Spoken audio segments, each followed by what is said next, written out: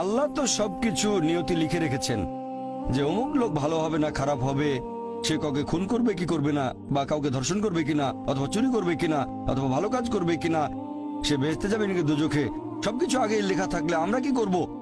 এখানে কার দোষ? যদি কাউকে খুন করি, আল্লাহ আমার কদরে লিখেছেন, আমি খুন করবো আর করে ফেললাম, এই দোষটা কার? দোষ তো আল্লাহর। তাহলে আমাকে দোজখে পাঠানো হবে কেন? আর এটা খুবই লজিক্যাল প্রশ্ন।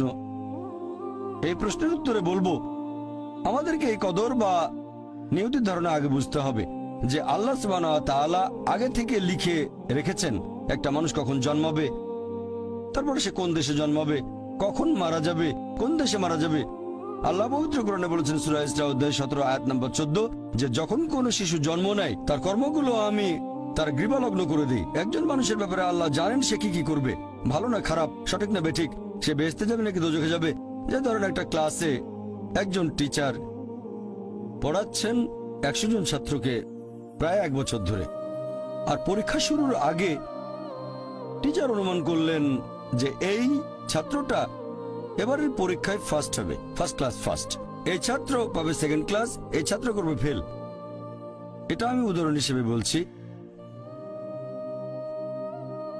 এর কিছুদিন পরে পরীক্ষা হয়ে গেল, প্রথম ছাত্র হলো ফার্স্ট ক্লাস ফার্স্ট, এই ছাত্র সেকেন্ড ক্লাস, আর ওই ছাত্রটা করলো ফেল। এখন আপনাদের প্রশ্ন করি, যে ছাত্র ফেল করেছে সে কি টিচারকে বলবে আপনি বলেছিলেন যে আমি ফেল করব তাই ফেল করেছি? এখানে দোষটা কার? টিচারের নাকি ছাত্রের? কার দোষ? ছাত্রের। টিচার অনুমান করেছেন এই ছাত্রটা বাইরে ঘুরে বেড়ায়, ঠিক মতো ক্লাসে আসে না, সিনেমা দেখতে যায়, এজন্য সে ফেল করবে।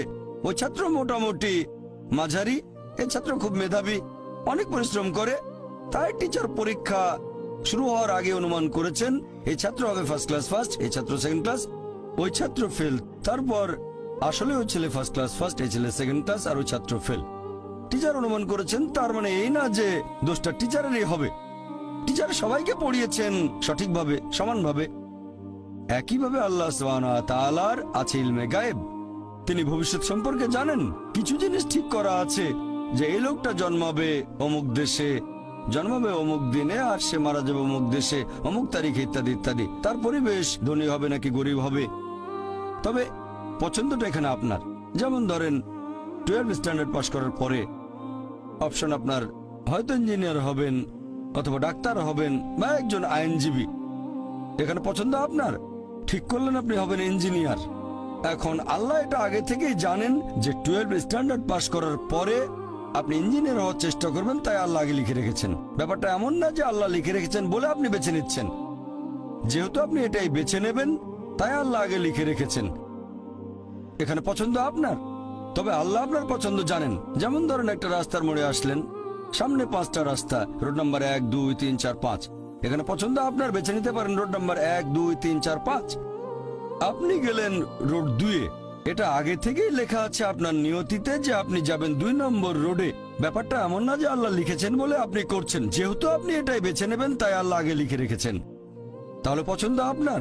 আপনি চাইলে টাকা উপার্জন করতে পারেন ভালো কাজের মাধ্যমে, হালাল উপায়ে, অথবা পারেন চুরি করে হারাম উপায়ে, পছন্দ আপনার। ধরেন চুরি করলেন, এটা আপনার সিদ্ধান্ত, তবে